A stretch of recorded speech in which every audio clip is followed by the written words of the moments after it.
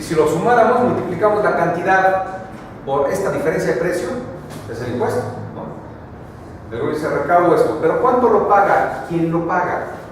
Si el precio de equilibrio era este, al consumidor no le va a subir, así como lo dibujé, le va a aumentar esta proporción. El consumidor no va a pagar el 16%, va a pagar, por ejemplo, el 8%. En vez de 1.60, tu precio va a aumentar 80 centavos, no 1.60 de unas aspirinas que cuestan 10 pesos, ¿no? Y lo que va a pasar es que el consumidor va a absorber una disminución de su excedente, de su ganancia, de otro 8%, ¿no? ¿Por qué no le puede recargar todo el impuesto al consumidor?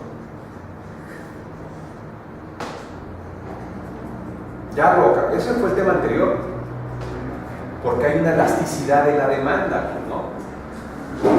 Si el productor quisiera recargarle todo el impuesto al consumidor, ¿no? Entonces no habría equilibrio de mercado. Él se va a ver obligado a regresar a este punto, porque el mercado es competitivo. Si el monopolio no te queda de otro, ¿no? Pero si el mercado es competitivo, fíjense, eso sí es grave. Si el gobierno se le ocurre poner un impuesto en un mercado monopólico, así estamos jodidos. Porque no hay ningún mecanismo que haga al productor moverse, ¿no? De todas maneras lo va a absorber el productor, ¿no? Pero no hay forma de moverse. Pero en un mercado competitivo lo obligamos a moverse para acá. No sé si se están entendiendo, les veo cara como de que no me quieren entender. Les voy a poner un ejemplo con una elasticidad diferente, a ver si se entiende, ¿no? Fíjense bien. Vamos a suponer que hubiese una curva de demanda que fuese, digamos, mucho más elástica, y una oferta así, ¿no? Aquí el equilibrio de mercado es este, ¿no? Tenemos la cantidad de equilibrio y el precio de equilibrio, ¿no? Si el gobierno decide poner un impuesto, vamos a pensar en el mercado que sea, ya no de las medicinas. Si decide poner un impuesto en un mercado que se comporta con estas características y con una pendiente más plana en esa curva de demanda, pues aquí está la demanda, lo que nos importa ahorita es que también influye la elasticidad de la oferta, pero no la hemos visto con detalle. Pero aquí vamos a ver cómo influye la elasticidad de la demanda. Si se le ocurre poner un impuesto, entonces el gobierno va a decir, el productor va a elegir qué precio va a poner, tiene que analizarlo. Si el impuesto fuese, vamos a decir, de este tamaño, lo voy a tratar de poner en diferentes colores. Ese es el tamaño del impuesto. Fíjense cómo ahí el productor tiene que absorber más que el consumidor. Pero si ese fuese el impuesto y el productor dijera, bueno, del precio de equilibrio voy a tratar de moverme aquí, ¿no? Yo voy a intentar que el consumidor absorba todo el impuesto, ¿no? Ese mito clásico de no, nos van a subir los precios en 16%. Este es el tamaño del impuesto, no lo tratado aquí. Si este fuese el precio mitológico, ¿no? Le voy a poner el precio mitológico porque no es de verdad. Bueno, así ya hasta me salí de la curva, ¿no? Supongamos que es una curvatura ahí. ¿Qué pasaría? Así como está dibujado. Es que me salí de la curva, pero bueno, lo voy a hacer. Sí, o sea que lo voy a hacer de otra manera que no me salga de la curva para que no saquen de onda, porque veo que. Sí.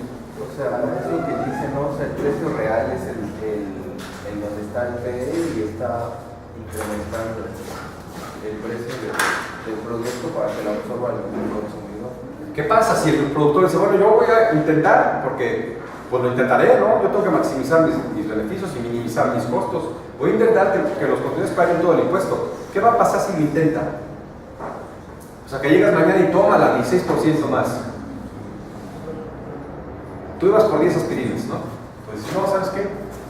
Párteme la mitad, ¿no? Nomás me llevo la mitad desde ahí.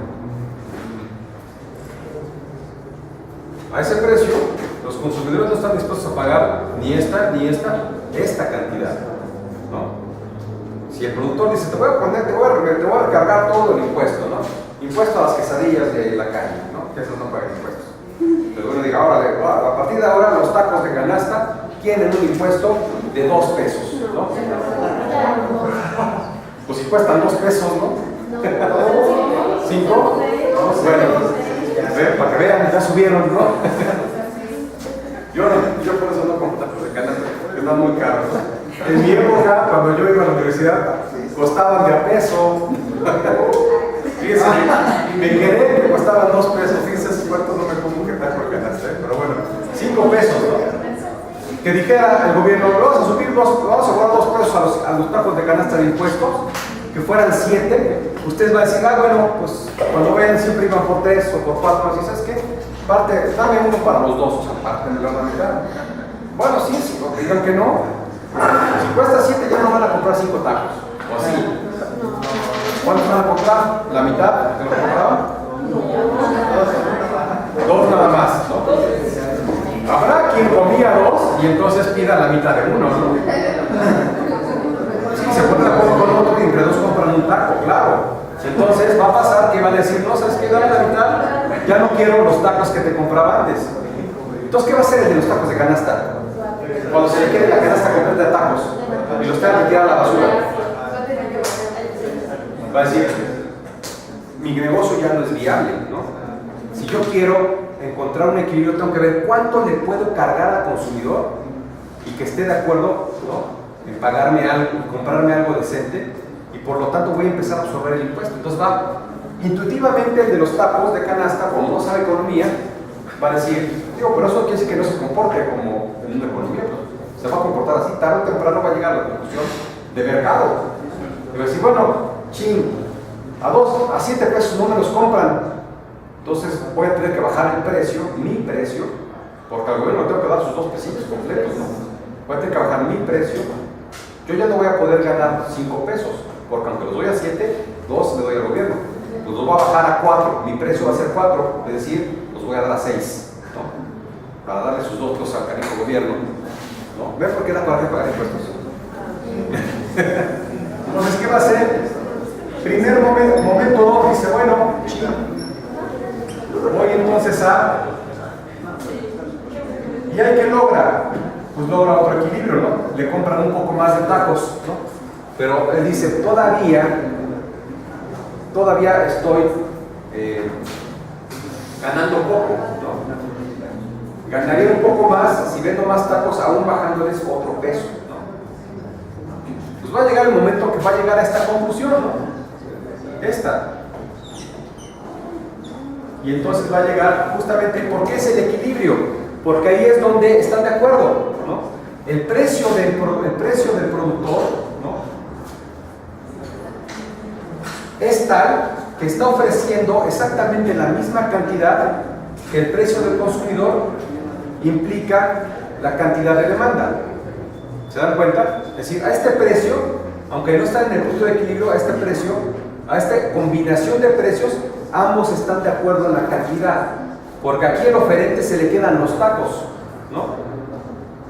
Él dice, a este precio yo quiero vender más tacos, ¿no?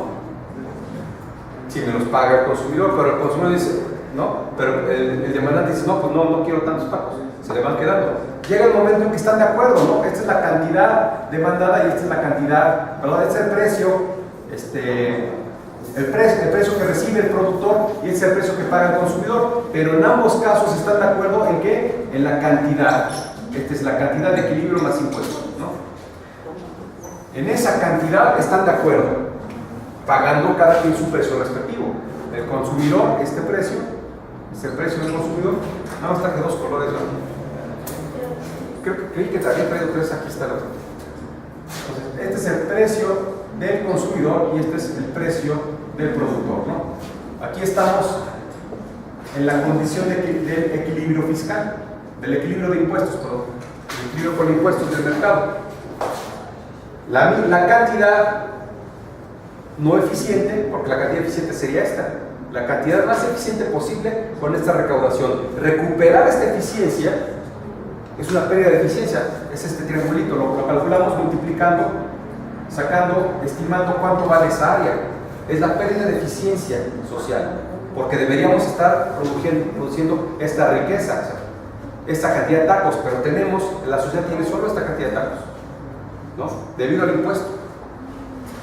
Es un encargo del gobierno compensar al menos el bienestar en esta magnitud, ¿no? dado que se está recaudando esta cantidad. Si nosotros multiplicamos la cantidad de bienes, de tacos vendidos por el impuesto que le cobro por cada taco, me sale lo que el gobierno se está llevando, pero a costa de este triángulo, a costa de esa pérdida de eficiencia, ¿no? Tenemos menos tacos, pero el gobierno tiene más dinero, ¿no? Es decir, en teoría la cosa todavía no falla hasta que el gobierno hace una estupidez, ¿no? Porque ¿qué podría hacer con ese dinero? Podría darle una pensión a un juez, ¿no? Que además un juez que falla a favor de un monopolio, no, estamos en el hoyo, ¿no? Si hace eso, no solamente no recuperamos esta pérdida de eficiencia, ya esa riqueza está perdida para siempre. No solamente no la compensa, sino genera otra ineficiencia a través de su acción con el subsidio, ¿no? Y de su acción gubernamental. Ahora, pero vamos a pensar bien, ¿no?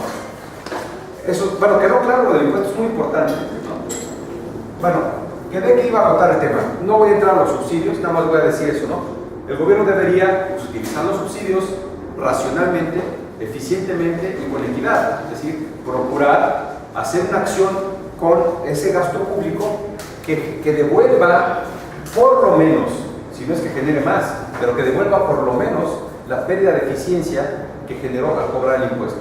Entonces estamos viendo un Estado que mantiene la eficiencia y asegura la equidad.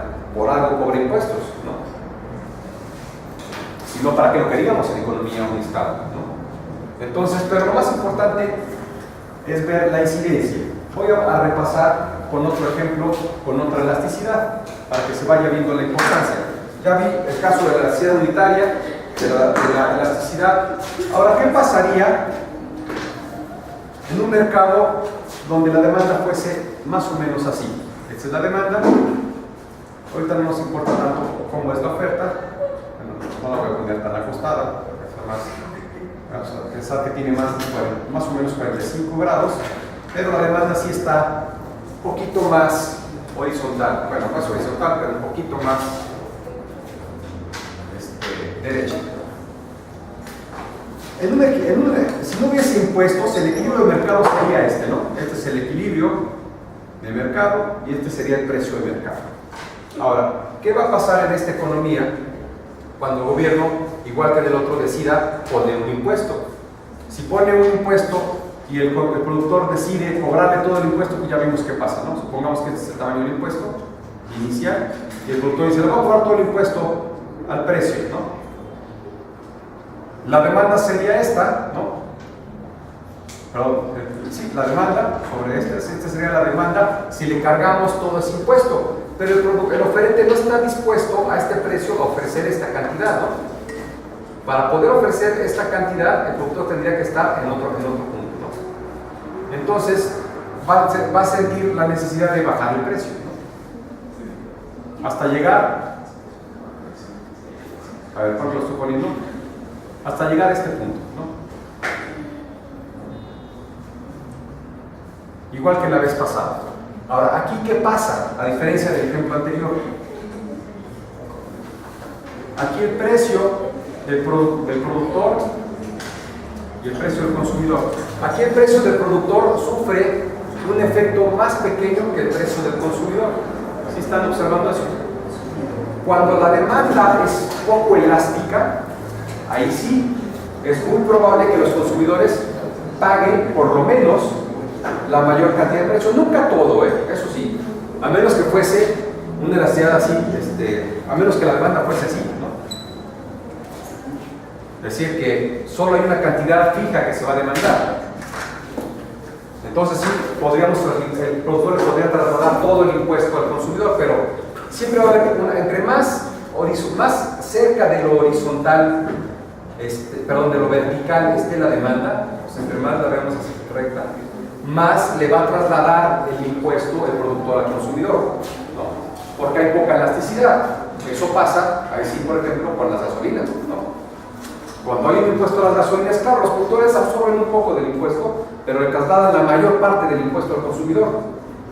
¿Por qué? Porque es un mercado con poca elasticidad, es decir, es poco sensible a los cambios de la demanda ante cambios del precio, ¿no? Eso pasa con los cigarros, ¿no? Eso pasa con las bebidas, o sea, todo lo que es adictivo, el café, ¿no? Le puedes poner impuestos y los productores se la van a trasladar al consumidor, ¿no? Pero si los mercados, digo, este es el otro caso. Entonces la elasticidad es muy importante. Si el mercado fuese así, ya vimos ese caso, ¿no? Entonces en este caso, el impuesto, ya vamos a ponerlo aquí, la cantidad por impuesto, siempre se va a distribuir, entre más elástico, el precio del consumidor va a verse menos afectado, ¿no? Aquí la afectación, esta distancia entre lo que sería el precio del mercado y el precio del consumidor es menor que aquí, ¿no?